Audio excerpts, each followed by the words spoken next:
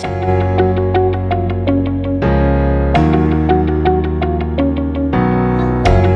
to another video here on Sam's Crafty Castle, and today we are doing more Poly-Glaze foiling. So I promised you last time a story of how I learned not to pull on my foil.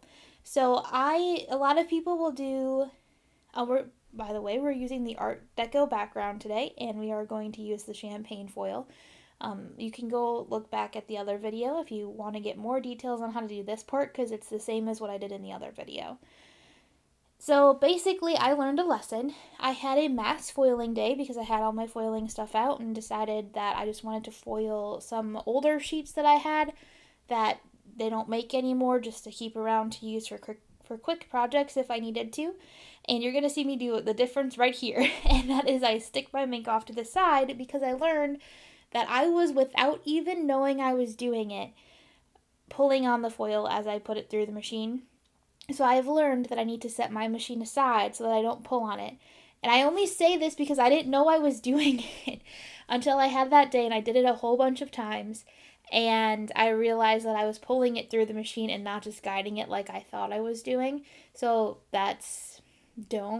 don't do that. That's like the biggest tip I'm going to give everyone for foiling from here on out is don't pull on it, just let it go through the machine. Now I'm just cutting the Gina Designs Floral Heart die. So this is super intricate die, so you do have to play with it. I actually over shimmed it the first time I tried to cut it, so I had to take a shim out. And then, and I was also cutting it on a thicker paper. This is a glitter paper, which it's not a glitter paper that I love. It's not a great glitter paper, but I wanted the extra sparkles from the glitter paper. And I do regret this choice, honestly, because I forgot how hard it is to glue things down. And I should have just gone with a plain white paper for this, or cardstock for this, but I didn't. So, lesson learned there too. Apparently this is the lesson, this card is the small lessons in different things that I should think differently about going forward card. So this is another tip I have for you, because there's a million tiny pieces in this die, and you have to punch them all out of the die. So I'm using my pick and stick tool to do that.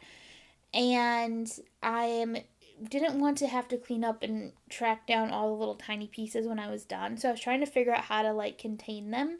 So what I decided to do was put a Post-it note down. And you'll see not all of them make it onto the Post-it note, but the majority of them do. And it lets me wrap them up like that, and then I can just pick up the rest of the pieces with my little vacuum cleaner. So that was really great, and I wanted to make sure I shared that tip with you as well. So this was the card I was mentioning a few weeks ago that I made for my cousin's wedding, and now I am back from the wedding. I had a really nice little trip. I went and I stayed with them in Arizona and went for my cousin and his family. They rented an Airbnb and said they had an extra room, so I was able to go stay with them, which was really nice. And I stayed with them, and we had fun, and then I actually went to Disneyland for a couple of days. So that was fun.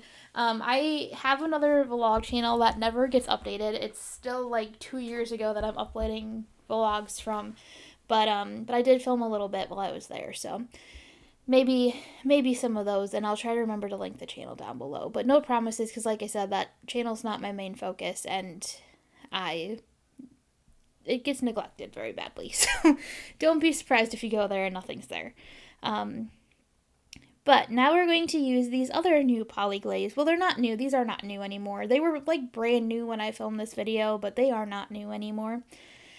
And she has newer designs now, which actually would have also worked really well for this card, but I did not have those. So this is the Fresh Foil Poly-Glaze and the Fresh Flowers Poly-Glaze and the Fresh Flowers stamp set. And I actually did have the honor of working on several pieces of Graham and Brooke's wedding. In the early phases, I helped them a little bit with some stuff for their invitations, and then I helped them with something for the reception.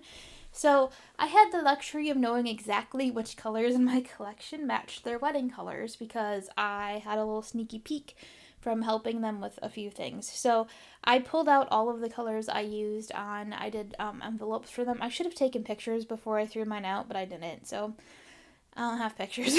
But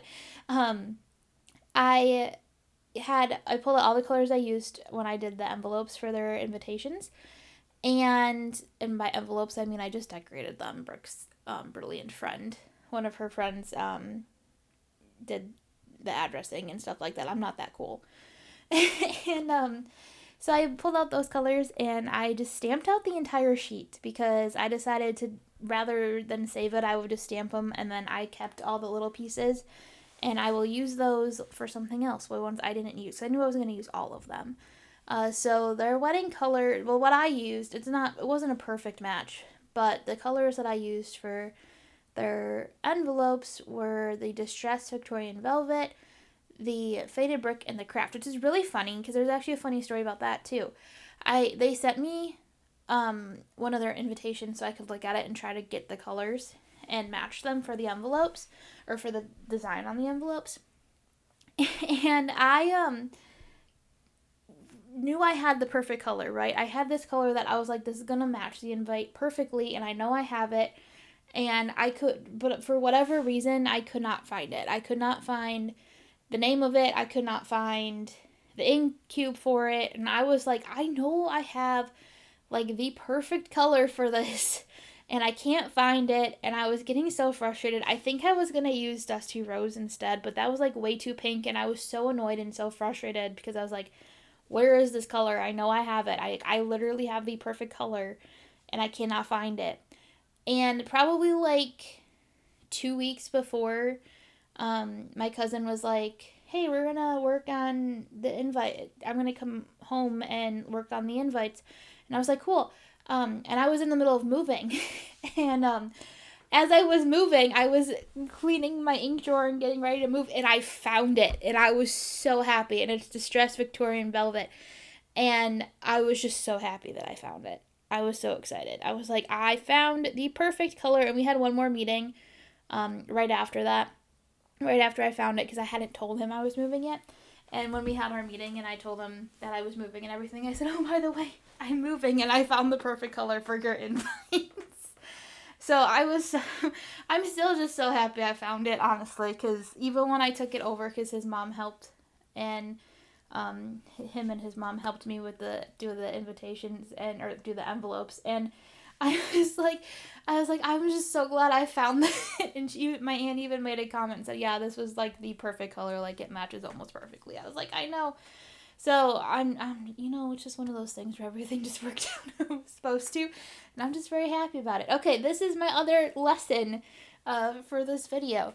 I'm gluing the glitter heart down right now, and I just used my Connect fine tip. It's the Gina K fine tip bottle with the Connect glue inside of it to glue that down. And now I'm going to glue down this really pretty scripty Love die, which is actually from the Gina K Designs Love Trio die set.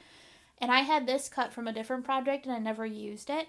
But it was going to be perfect for this card. So I just grabbed that and I used it. Now, you're going to see it's not going to stick, because gluing things to glitter paper is horrible. And I knew that, but I was just so excited to do the sparkly glitter paper that I didn't think about it. And so it took me a little bit to get it down, and then I ended up needing to put my acrylic block on top to make sure it stayed put. And I'm not going to lie, I'm still a little nervous that it didn't stay put. But I'm going to trust it. I'm going to trust that I checked it enough times and it's all good. But hopefully it stayed put. And that's it. I just glued the flowers down. My camera died, and for me to glue the flowers down didn't make sense for me to get up and change the battery and all that. So I stuck those 2 flowers down and those leaves down in the corner, and that's it for this card. So thank you so much for hanging out with me, and I will see you again soon. Don't forget to like, subscribe, and comment down below, and have a crafty day.